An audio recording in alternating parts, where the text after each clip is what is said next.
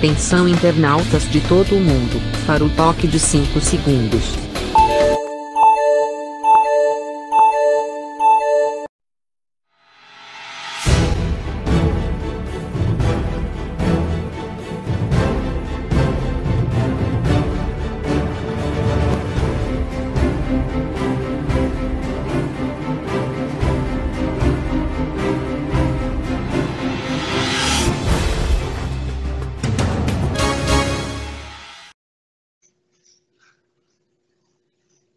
Olá, Índio. Olá, gente amiga.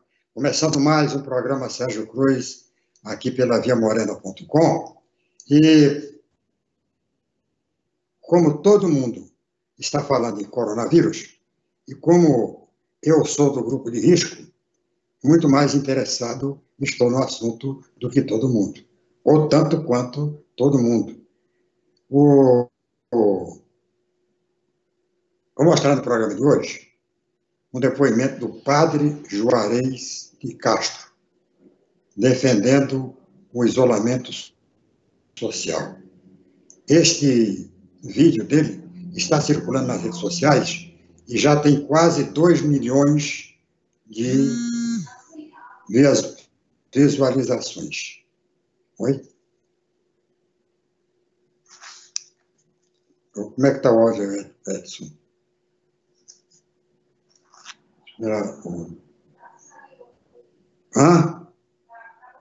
Tá bom o áudio? Tá com problema de áudio? Tá bom o áudio? Quero mostrar também no programa de hoje. Olha, ontem no Fantástico teve uma... Obrigado. Teve uma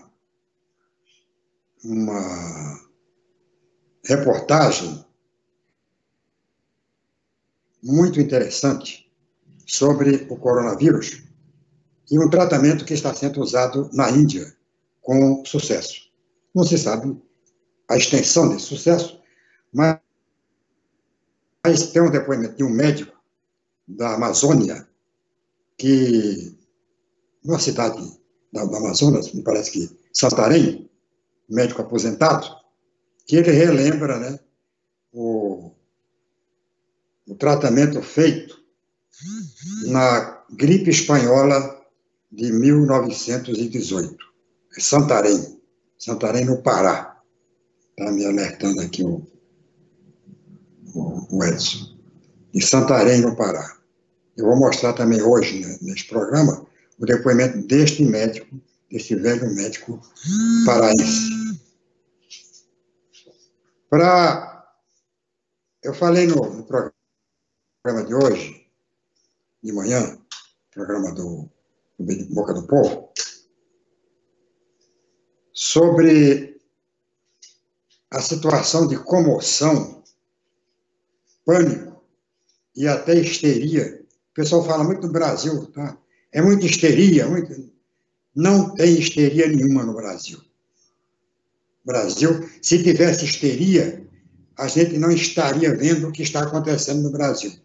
As pessoas desrespeitando completamente as autoridades sanitárias, desdenhando o coronavírus e andando na rua normal, como se fosse absolutamente normal andar na rua, aglomerar. A gente tem recebido aqui várias imagens de pontos aqui de Campo Grande, por exemplo, de pessoas reunidas em bares, sentadas umas próximas da outra, tomando cerveja e tal. Não tem nada a tomar cerveja, né? Mas toma cerveja em casa. Então não existe pânico no Brasil. Não existe histeria no Brasil. O que existe é uma grande preocupação das autoridades sanitárias com o isolamento horizontal. Isolamento que deve caber a todos aqueles que podem fazer, que devem fazer. É claro que não vai se fazer, não vai se prender as pessoas, não vai se fechar, não vai se bloquear as atividades, até porque ninguém como é que vai, alguém tem que trabalhar, né? Serviços essenciais não podem parar, com todo o cuidado, com toda Agora, no Brasil não há isso. O Brasil está no abre ou fecha. Tem dois grupos. O grupo bolsonarista, que não está nem um pouco preocupado com a vida, que quer que abra tudo e arrebente tudo, que quer que a economia não sofra com a crise, que todos voltem a trabalhar, que a indústria volte a funcionar, que os serviços voltem a abrir, a atender. Quer dizer, tem dois lados, né? E tem um que está seguindo as orientações das autoridades de saúde. São orientações emanadas da Organização Mundial de Saúde e do próprio governo federal. Ainda hoje, agora mesmo, estava vendo um vídeo aí, que se der eu vou mostrar, se não der, mas está no G1, para quem vídeo, não é notícia, é vídeo, não é texto, é vídeo, onde o ministro Paulo Guedes, se der tempo de editar, que eu vi agora, eu vou mostrar. O ministro Paulo Guedes declarando-se favorável ao isolamento social. Ele fala exatamente o seguinte, vi no G1, ele fala exatamente o seguinte: como economista, eu defendo a economia. Como cidadão, eu defendo o isolamento social. Isto numa reunião que ele teve, videoconferência, com os prefeitos de todo o Brasil. Foi claro, os prefeitos foram dar uma prensa, né? O prefeito quer grana, quer o dinheiro para tocar, porque discurso, narrativa, não vai dar jeito, não vai curar. O que vai curar é o dinheiro, é a grana. Dinheiro para comprar respirador, dinheiro para comprar medicamento, dinheiro para comprar insumos de um modo geral, máscaras, luvas, que os municípios estão quebrados, não têm condições. E é o governo federal que vai ter que disponibilizar recurso financeiro para isso. E os prefeitos foram de chapéu na mão e muita disposição para exigir, não pedir, exigir do governo federal. E o Paulo Guedes terminou confessando que prefere o isolamento horizontal, ou seja, o isolamento social, onde todos fiquem em casa, saiam apenas aqueles que não podem ficar em casa porque estão diretamente ligados aos serviços essenciais. Então, isto é o que foi colocado e é o que a gente está defendendo. É o que eu defendo. Eu defendo o que tem exatamente. O Edson está conseguindo encontrar o Paulo Guedes. Não, quero a reportagem, se possível, a reportagem da Rede Globo. Né? A Rede Globo fez a reportagem e no final da matéria tem um vídeo, né? Tem um vídeo do Paulo Guedes falando exatamente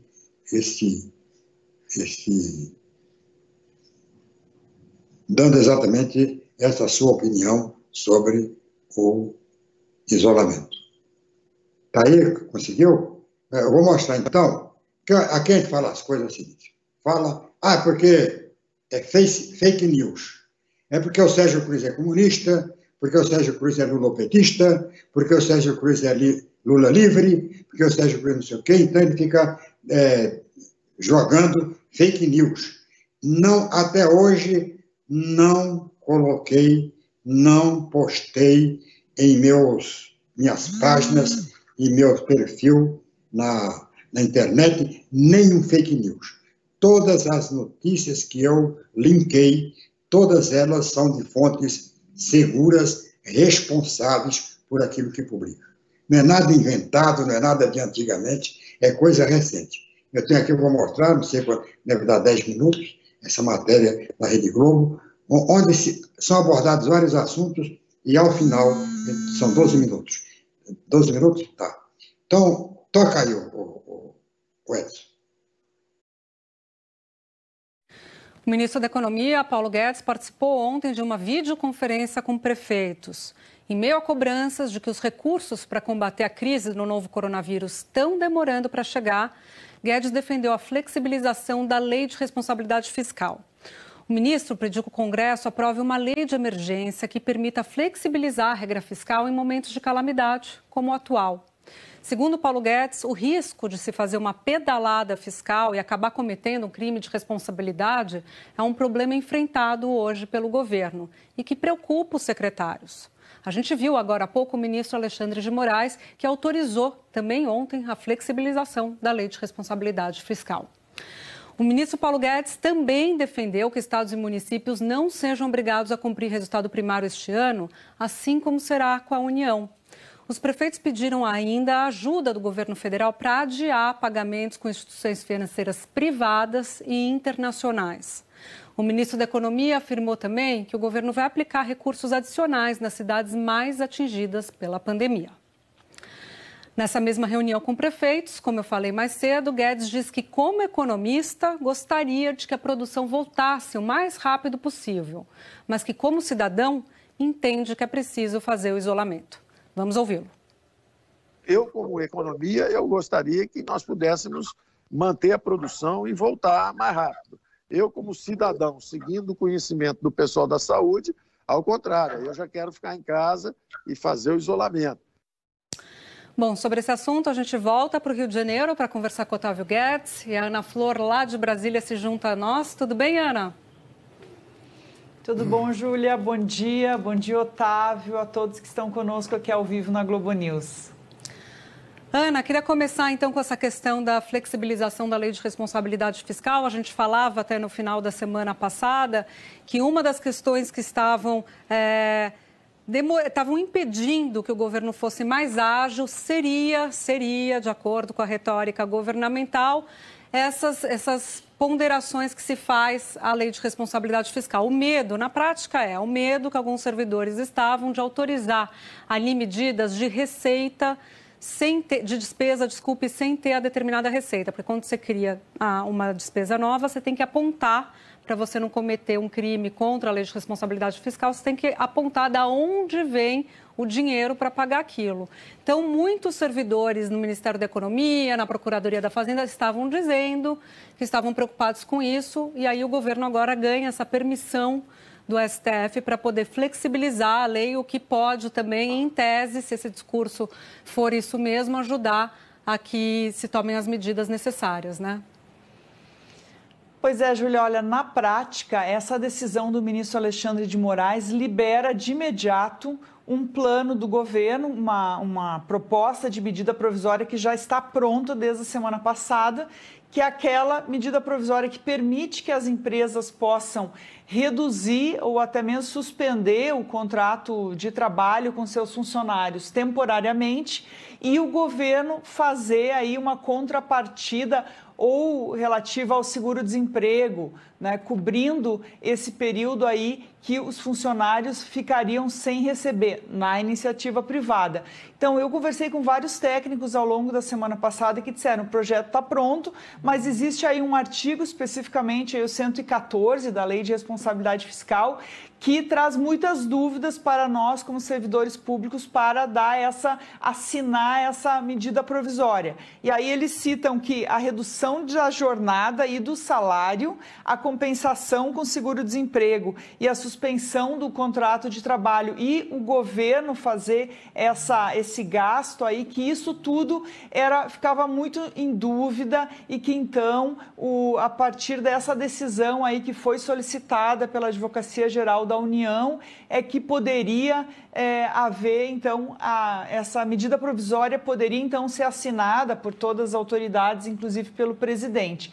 Bom, com isso, pode haver, então, a resolução desse ponto que é muito pedido pelos empresários, porque eles dizem, olha, a partir dessa semana não teremos mais como arcar com os salários de muitos dos nossos funcionários, porque estamos aí sem renda, as empresas estão paradas, muitas delas estão paradas, alguns poucos setores estão tendo aí um movimento. Então, é uma medida importante que destrava algo que o governo estava querendo fazer. Outro ponto importante para ser resolvido de imediato essa semana é a questão do chamado, apelidado de Corona Voucher, que é o vale de R$600, que depende apenas aí da autorização agora do Senado. É outra medida imediata que tem que entrar aí em funcionamento essa semana. O ministro Paulo Guedes, ele participou de 3 grandes calls, 3 grandes teleconferências esse final de semana. No sábado à noite, com uma instituição financeira, e que havia muitas pessoas assistindo, e 2 no domingo com prefeitos, né, da Frente Nacional de Prefeitos e Confederação Nacional dos Prefeitos.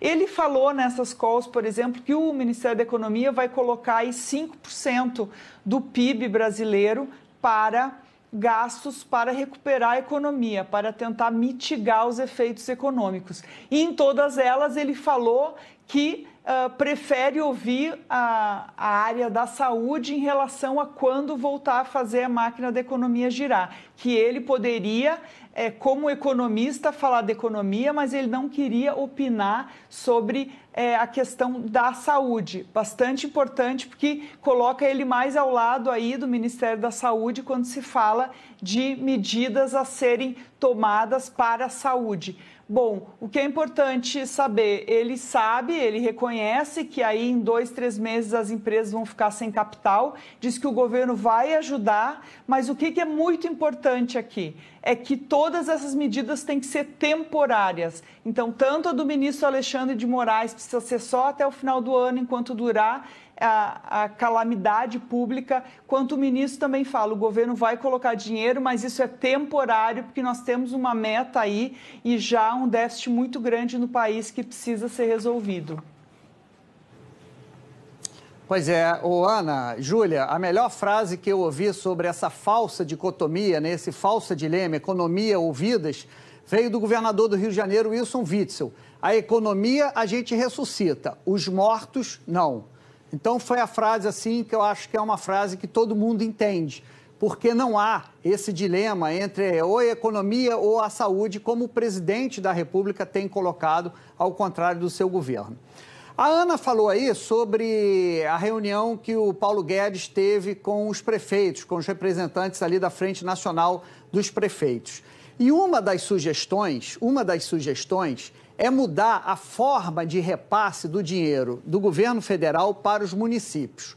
Por quê? Porque hoje, grande parte ali dos municípios vive do Fundo de Participação dos Municípios, que esse fundo tem como, digamos assim, conceito, é um conceito da década de 70, que os cidades pequenas são mais miseráveis, portanto, precisa mais de dinheiro. E que os grandes centros urbanos, eles têm fontes de receita própria, ISS, IPTU, e que, portanto, não precisariam tanto dessa ajuda. Então, esse fundo, a forma do repasse, como é feita hoje, ela é uma espécie de Robin Hood. Ou seja, vai dar mais para os municípios menores, os municípios pequenos. Muitos deles vivem exclusivamente desse fundo, tanto que chegou a ter uma proposta aí do ministro Paulo Guedes, da equipe econômica, de juntar municípios que não tem fonte de receita própria, se juntaria com outro para não ficar ali os dependentes desse fundo de participação dos municípios. Mas qual é a questão? Eu trouxe aqui até uns números aqui para a gente entender qual é o problema, o que os prefeitos estão dizendo. Esses aqui são os casos. Tem uma pequena defasagem do número total que a Júlia já mostrou aqui em ponto, mas vamos lá. Do total de casos de coronavírus, 3.635, em que a gente sabe onde mora o paciente, 94% estão nas cidades acima de 80 mil habitantes. Então, portanto, 94% dos casos concentrados nas cidades com mais de 80 mil habitantes são considerados cidades grandes. Esse outro número aqui, a gente leva em consideração tanto os 3.635 casos que a gente sabe onde mora o paciente, como alguns em que não foi identificado o domicílio do paciente. Mas se a gente pega esse número maior, 3.866, você vê que 77% dos casos estão nas capitais. Então, qual é a proposta dos prefeitos? A proposta é que você deixe de lado o critério de fundo de participação dos municípios e passe a fazer transferência fundo a fundo. Ou seja, o dinheiro vai para o fundo do SUS, daquele município. E ele só pode gastar no SUS. E o dinheiro para assistência social sai do governo federal e vai para o fundo de assistência, social e só pode gastar ali. Então, portanto, é isso que foi colocado para a equipe econômica. Mudar, durante esta crise, a forma de repasse do governo federal para as prefeituras. Júlia. Otávio, Ana, queria dividir com vocês, eu conversei com o integrante da equipe econômica e questionava ele o tamanho do pacote de ajuda brasileiro comparado com outros países, né? 300 bilhões de medidas fiscais, tá? Que é como o aumento do Bolsa Família, essa ajuda para os autônomos, cerca de 4% do PIB, a gente viu a discussão nos Estados Unidos, 10% do PIB, outros países da Europa, 20%, 30% do PIB, por que no Brasil é tão pequeno? Aí o que eles falam? Qual que é o questionamento, o contraponto do Ministério da Economia em relação a esse fato? Primeiro, que os percentuais dos outros países levam em consideração também medidas que não são só fiscais, como os empréstimos, coisas que os bancos centrais estão fazendo, estão tomando.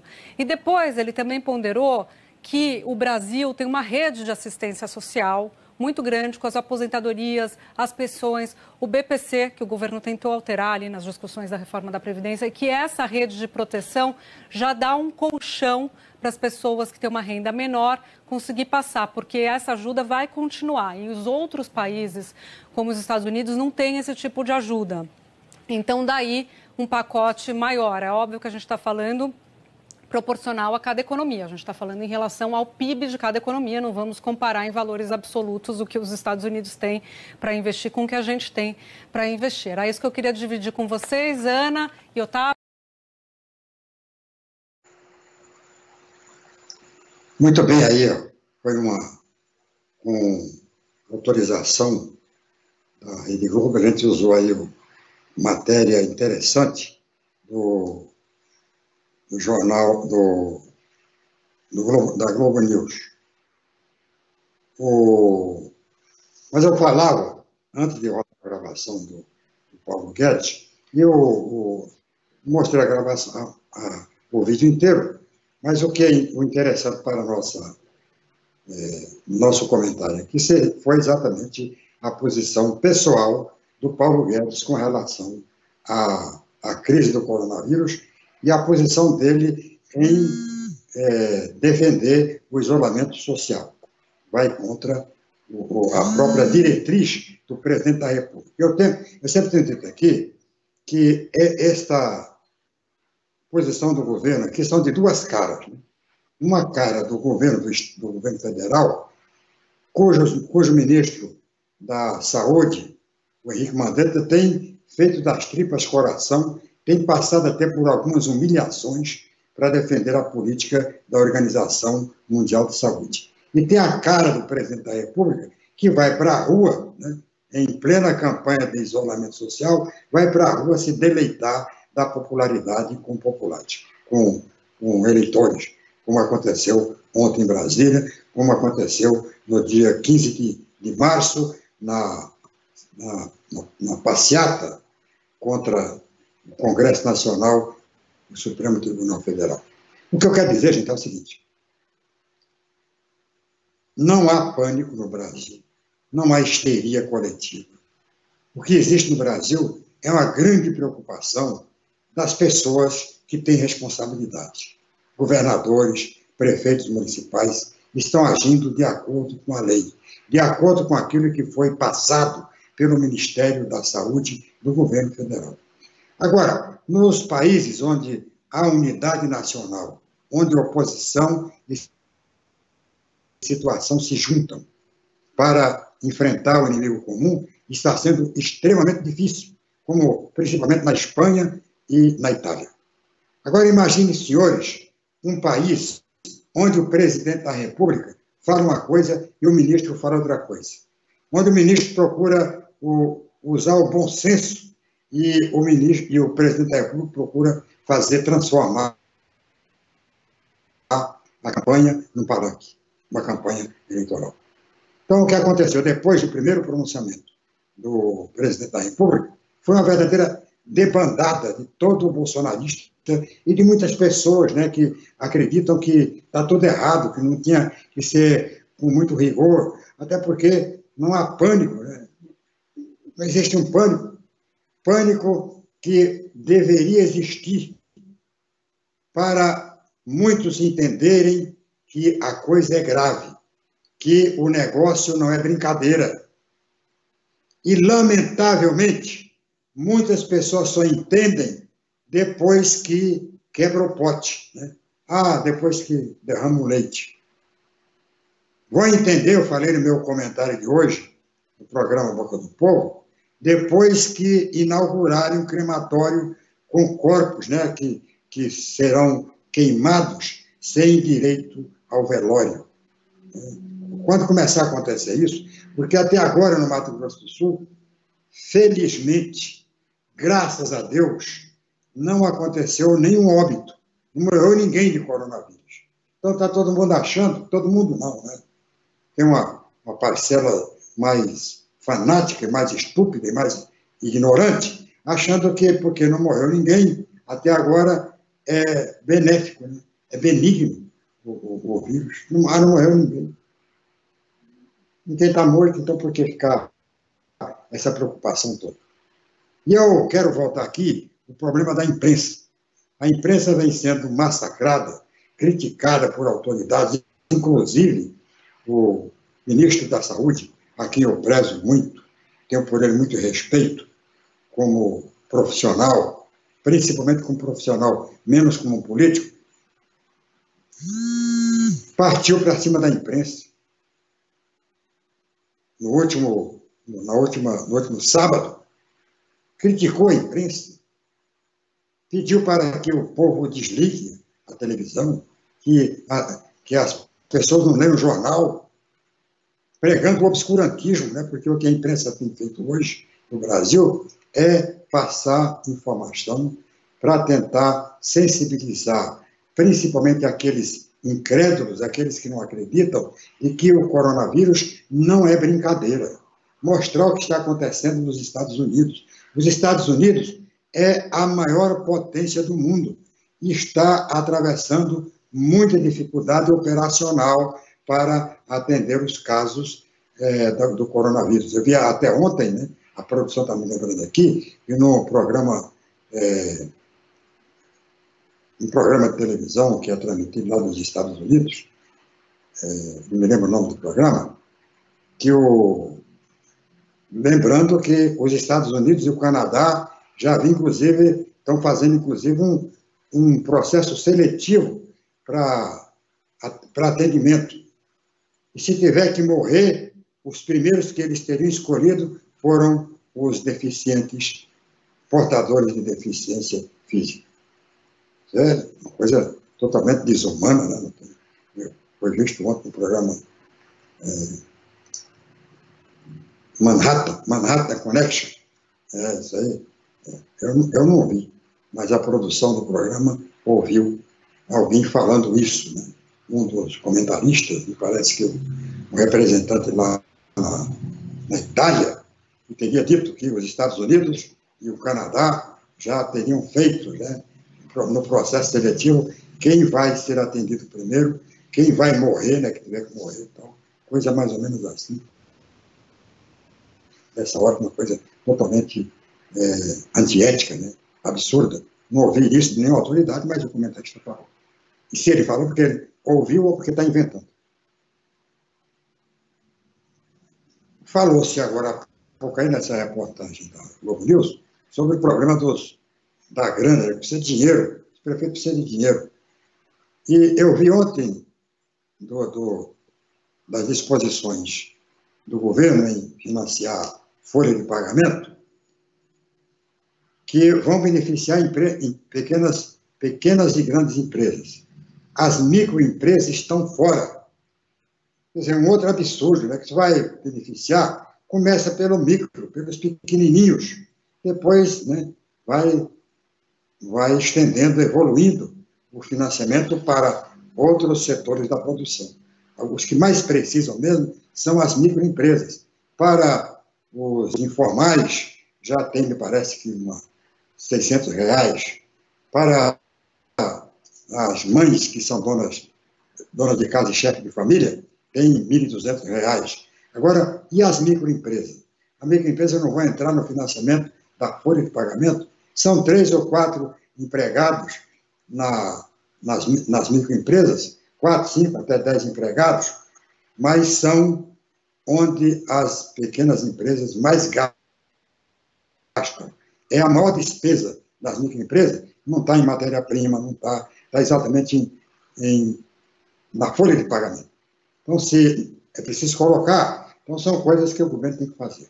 Agora, eu falava aqui, o que faltou no Brasil foi o governo federal ter assumido.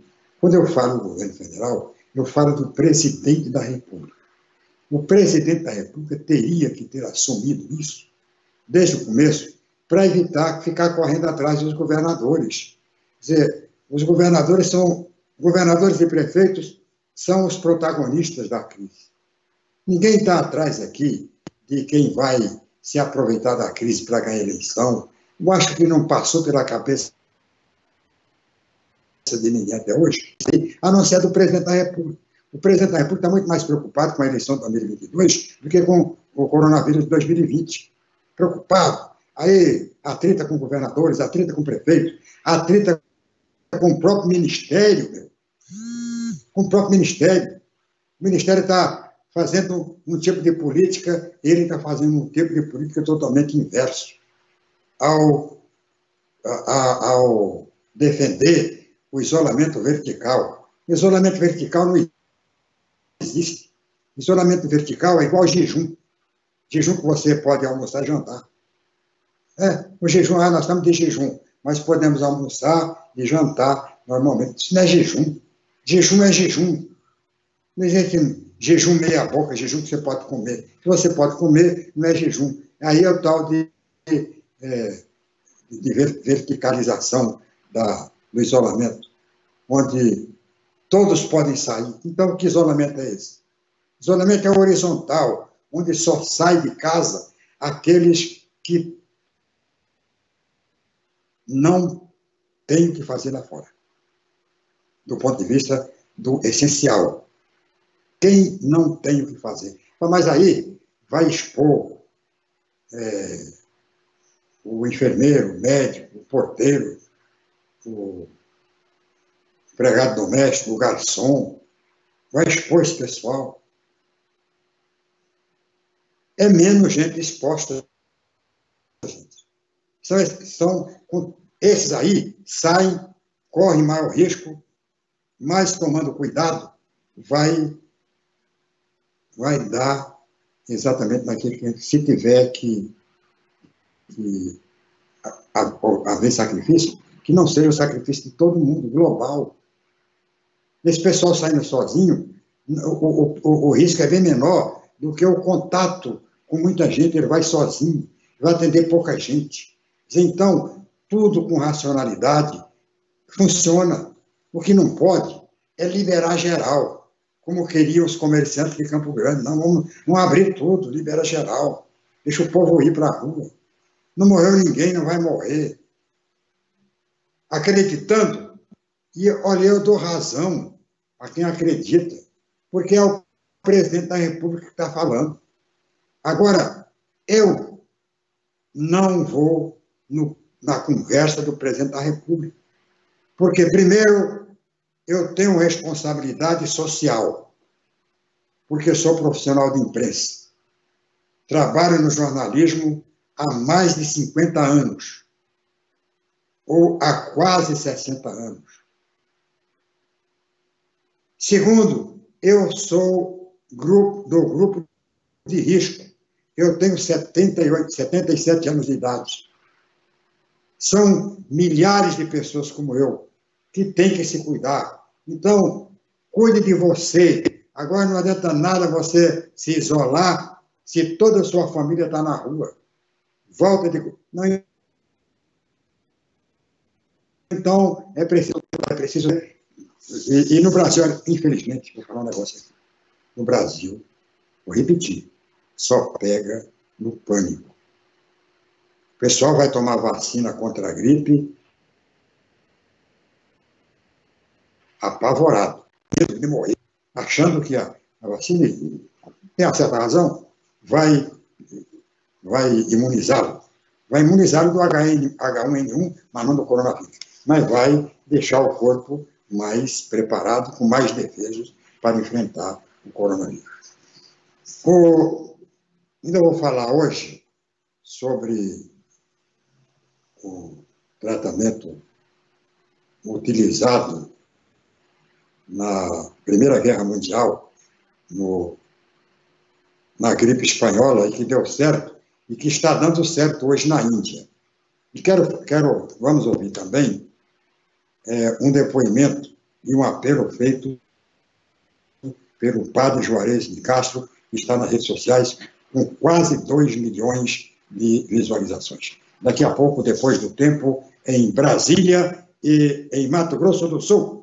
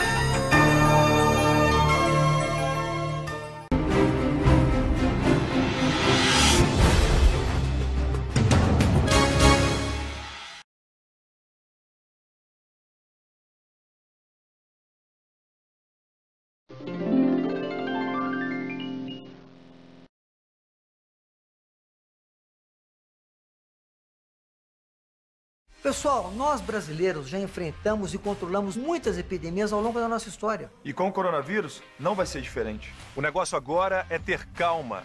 Fique informado para se prevenir da melhor forma possível. Se for tossir ou espirrar, nunca use as mãos para cobrir a boca e o nariz. O jeito certo é usar o braço.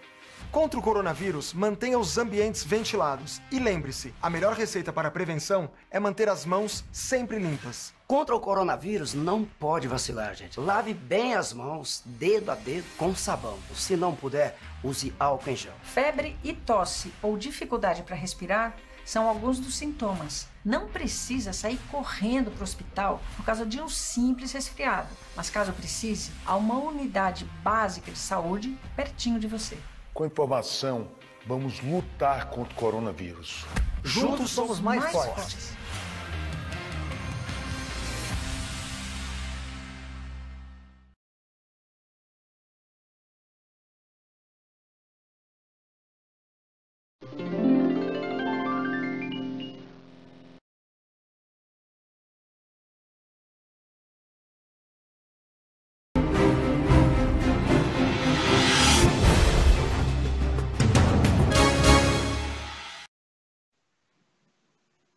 Muito bem, voltando com o programa Depois aqui pela viamorena.com.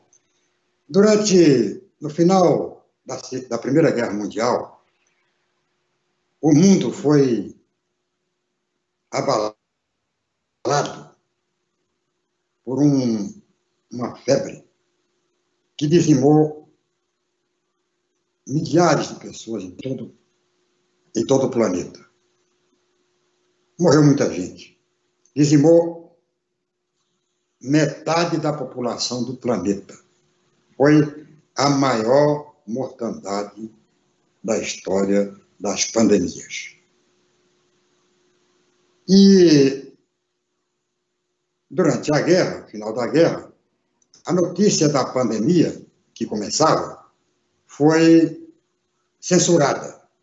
Os países que estavam em guerra não divulgaram a história da pandemia para não influenciar no ânimo, né, dos soldados. Então, o único país que era neutro e que tinha uma imprensa liberada foi a Espanha. E a Espanha deu todo o noticiário possível sobre a gripe. Daí o nome de gripe espanhola, que, em verdade, surgiu, teve origem nos Estados Unidos, em Atlanta. Pelo menos a que veio aqui para o Brasil, teve origem nos Estados Unidos. Um navio saiu, foi para veio para Recife, Rio de Janeiro, e pesteou o Brasil. No Brasil morreram milhares de pessoas. Para você ter uma ideia, Cuiabá, morreram cerca de 2.000 pessoas. E a gripe, já no finalzinho, né, da gripe, já no finalzinho, já foi considerada em Cuiabá benigna. Já chegou matando pouco. Matou 400 pessoas em Porto Murtinho. Matou 600 pessoas em Corumbá. E sobrou para Campo Grande, onde morreram 36 pessoas contabilizadas pela Prefeitura Municipal.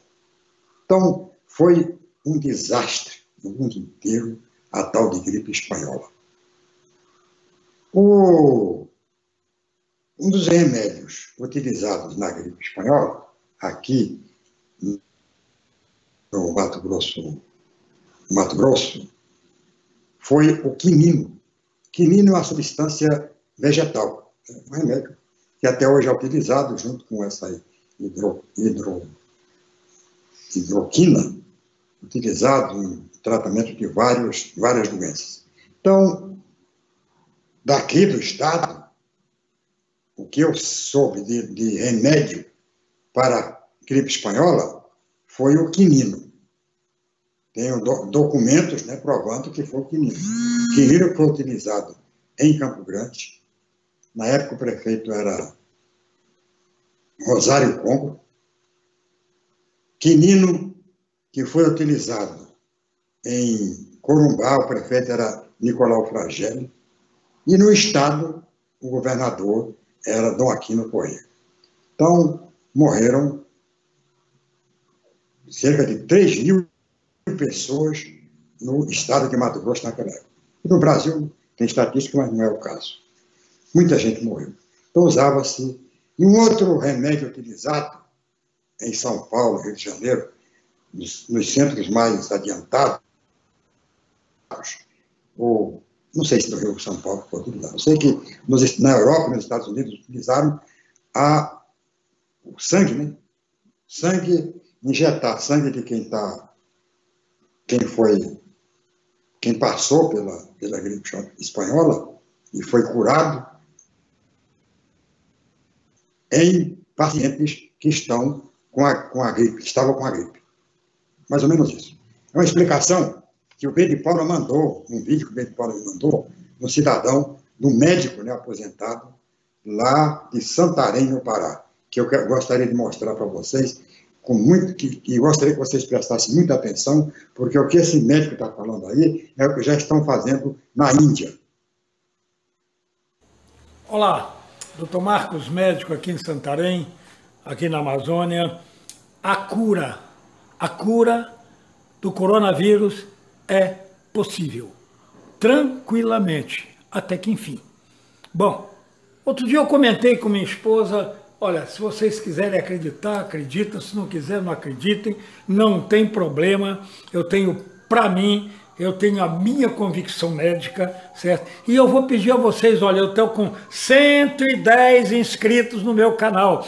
Esses 110, eu quero pedir a eles que propaguem o máximo possível, pelo menos o que eu vou falar aqui. É sério, gente, é sério.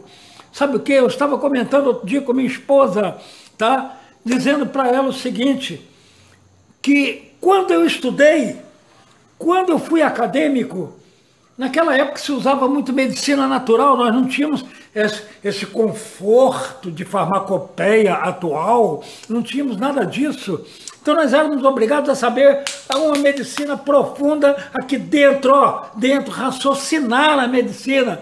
Não era, faz os exames, não tem nada não, tá bom, não, nós tínhamos que raciocinar, certo?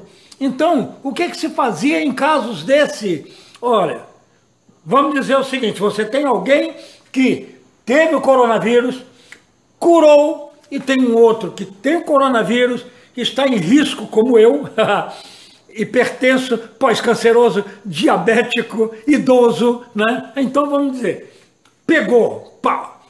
Aquele jovem que curou, está curado, o que aconteceu com ele? Olha bem, ele está imune, ele teve uma possível imunidade, certo? Então a medicina natural dizia o seguinte, esse sangue aqui é compatível com o de cá? É. Então pega, faz uma transfusão e o que vai acontecer? Os leucócitos desse, leucócitos são as células que fazem a nossa defesa. Os leucócitos que acostumaram e que já estão combatendo aquela infecção, tá? Vão ser transferidos para o de cá, e o de cá vai ter uma reação como se estivesse tomando uma vacina. Não é bem uma vacina, é um soro. É a mesma coisa que o soro antiofídico. Pega um veneno da cobra, vai injetando devagarinho no cavalo, vai injetando devagarinho no cavalo, e depois colhe-se o sangue do cavalo e tira e faz o soro antiofídico, tá? O sistema é o mesmo, eu não sei por quê que a medicina mudou. Mudou, se afastou totalmente dessa medicina natural para confiar só em laboratório, só em farmacopeia, certo? Fármacos, químico, tudo químico, certo? Deus deu a nós a capacidade. Poxa, aí eu abro hoje a rede social, eu vejo uma notícia. Na Índia, 7 internados foram curados com o plasma é parte do sangue, hein? Plasma de outros que tinham sido curados, ou seja, que resistiram e estão curados. Curaram então, tiraram o plasma aqui, o sangue, pegaram o plasma, injetaram no que está aqui internado, em caso mais grave, e ele foi curado. 7. Eu comentei com minha esposa, a medicina natural que nós tínhamos. Pelo amor de Deus, gente, vamos despertar. Outra coisa, reforça o organismo, vitamina C e complexo B. Esteja forte. Se ele chegar, você está forte para recebê-lo. Vai dar porrada na cara dele. E a medicina natural, hein? Espalha, gente. Espalha. Compartilha à vontade, compartilha. Não fica só curtindo, não. Alguém talvez esteja precisando disso. Ou então, às vezes, uma autoridade pode despertar com isso. É a medicina que eu aprendi. Não sei por que passou. Hoje, com cheio de dificuldade. Vamos lá. Brasil, Deus abençoe. Muito bem, aí eu gostei do tiozinho aí, o conterrâneo lá de Santarém, médico, né? Diz que é também do grupo de risco, e tem é pertinente o que ele falou. Eu vi ontem no Fantástico, eu assisto Fantástico, todo brasileiro assiste. Mesmo os que dizem que não gostam do Globo Lixo, assistem Fantástico. Uma matéria extraordinária sobre esse processo utilizado na Primeira Guerra Mundial.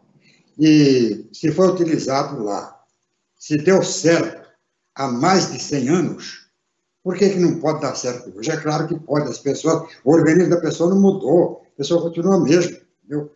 E o vírus, foi, né, se transformando e tal, mas a letalidade dele não é maior do que a da gripe espanhola. Então, está na hora, se deu certo na Índia, está dando certo na Índia, está na hora de se aplicar com mais intensidade em todos os lugares do mundo, e o Brasil tem que ficar atento para este procedimento. Muito tem se publicado nas redes sociais, aliás, pesquisa que eu vi nas redes sociais, é lastimável, né? O desprestígio das redes sociais hoje perante a opinião pública. Apenas 12% acreditam no Facebook, porque o Facebook virou uma plataforma de lorotas, de fake news. Não dá para você entender. Então, nessa fase aqui do coronavírus, é o que mais dá. É fake news, é mentira, é intriga, é uma disseminação de ódio, é uma politicagem que não tem tamanho. Mas, nesse mar de equívocos elaborados, surge alguma voz que a gente tem que ouvir. Está na rede social, esse vídeo que você vai ver agora, que eu faço questão de que você ouça, veja, preste atenção, na sinceridade que falam aqueles que estão fora da área de risco, né? Como esse padre que você vai ouvir agora. É importante, ouça e medite, o que ele fala é uma verdadeira oração. Com vocês, Padre Juarez de Castro. É a maior irresponsabilidade do presidente. Me desculpa, eu não importa quem votou, quem não votou, se não votou, mas nesse momento todos os líderes, todos os estadistas, todos os chefes de Estado, todas as pessoas no mundo todo estão preocupadas não com números, mas com vidas. Angela Merkel fazia um discurso dizendo: pessoas não são números, não são estatísticas. Pessoas são pessoas, precisam ser preservadas. As suas vidas valem. Uma vida vale. Não é tempo de relaxamento, de confinamento. Cada macaco no seu galho, senhor presidente. Médico faz o que médico tem que fazer. Cientista faz o que cientista tem que fazer. Presidente faz o que presidente tem que fazer. Mas cada macaco no seu galho, senhor presidente. O senhor tem que saber uma coisa, que nós estamos vivendo um tempo em que os pobres vão morrer mais, os velhinhos vão morrer mais. João Ferreira, me desculpe o que eu vou dizer agora, mas sabe quem quer o relaxamento de confinamento? São aqueles que são mais ricos, que quando estão doentes vão para o Sírio-Libanês ou vão para o Albert Einstein. Esse sim, porque eles não vão morrer de coronavírus, porque eles têm um hospital e um respirador à sua disposição. Se nós relaxarmos o confinamento, quem vai morrer são os pobres, porque os pobres, quando chegarem para serem atendidos, não vão para o Einstein, vão para o Pacaembu, onde está sendo feito o hospital. Quando os pobres estiverem sufocados e morrendo porque não tem respirador, eles não vão para o Sírio-Libanês. Eles vão ficar nos hospitais de campanha. Então, quem é que quer relaxar o confinamento? São os mais ricos, são os empresários que estão preocupados com as suas empresas sem os trabalhadores. Mas eles têm o hospital bom para eles. Eles podem comprar um respirador e andar a tiracolo com esse respirador o quanto eles quiserem. O pobre não. O pobre tem que pegar ônibus, segurar ali na barra do ônibus. O pobre tem que ficar entupido dentro do metrô e do trem, pegar metrô, trem e ônibus. O pobre precisa ir correndo para a casa do patrão para fazer a comida para a patroa, porque se ele pegar o coronavírus, ele morre. A patroa vai para o Sírio-Libanês. Então, não é assim que se resolve as coisas. É o mundo todo que passa. É o mundo todo que passa por esse momento. É momento e a hora da gente se unir como humanidade, como pessoas, como um mundo que se reúne para vencer um inimigo comum. Não é uma guerra de um país contra o outro. Não é uma guerra de uma nação contra o outro. É uma guerra do mundo todo contra um vírus. Então, não é uma opinião descabida e irresponsável que vai levar as pessoas a morrer. Não, gente. Toda vez que nós temos um momento como esse, quem mais sofre são aqueles que não podem, não tem plano de saúde, não tem hospital bom, não tem nada disso. Não, nós vamos fazer sim o confinamento, porque para nós que somos pobres, a única maneira da gente evitar de pegar esse vírus é evitando. Não, senhor presidente, nós não podemos ficar no Einstein como o senhor ficou. Não podemos. O que nós temos, a única coisa que nós temos é a fila do SUS que nos espera. Deixe-nos em paz, deixe-nos dentro de casa para que a gente não morra nas filas. Pois é. Deu para entender bem a mensagem do padre Juarez de Castro? Foi muito claro. Não resta a menor dúvida que o isolamento vai salvar vidas. E vai salvar muitas vidas de pobres, porque os ricos, aqueles que têm dinheiro, têm um bom plano de saúde, vão para os melhores hospitais do país. Não tem o menor problema, não tem o menor risco, ou risco quase zero. E o grande ameaçado, a grande vítima, é sempre os que não têm condições de um tratamento eficaz. Quero agradecer as pessoas que estiveram ligadas no programa de hoje, os grupos sociais, principalmente, aliás, os grupos do Facebook, do WhatsApp, que estiveram ligados acompanhando esse programa, é o que tem dado ao programa Sérgio Cruz uma grande projeção além do site viamorena.com, que tem levado essa nossa mensagem com muito mais velocidade para muitos lugares do Brasil e do mundo. Agradecer a audiência, agradecer o trabalho do Índio, que tem dado um suporte extraordinário para que o nosso programa seja apresentado da melhor forma possível. E, finalizando o programa, gostaria de cumprimentar a dona Cleusa Cândido Nunes, minha esposa e diretora da viamorena.com, que completou este ano 13 anos e é a televisão web mais antiga do Brasil.